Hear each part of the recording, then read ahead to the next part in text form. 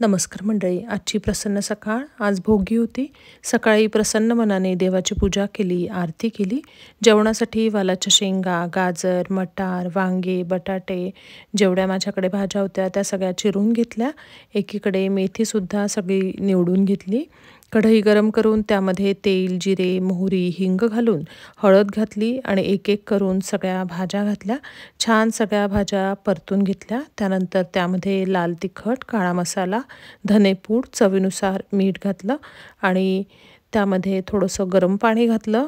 वर झाकण ठेवून भाजी शिजायला ठेवली आणि शिजत आल्यानंतर त्यामध्ये दाण्याचं कूट पेरलं आणि सगळीकडनं भाजी छान हलवून घेतली. भाजी सगळी शिजेपर्यंत एकीकडे तिळी लावून बाजरीच्या छान भाकरी केल्या. या दिवसात गरम गरम भाकरी खूप मस्त वाटते. आणि मेथी जी निवडून ठेवलेली होती त्याच्यासाठी कांदा चिरला, मेथीची भाजीसुद्धा फोडणी दिली.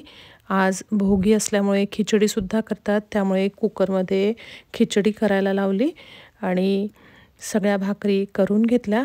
सगळ्या स्वयंपाक झाल्यानंतर देवाला नैवेद्य दाखवला आणि सगळ्यांना जेवायला वाढलं. तुम्हाला सगळ्यांना मकर संक्रांतीच्या हार्दिक शुभेच्छा. धन्यवाद.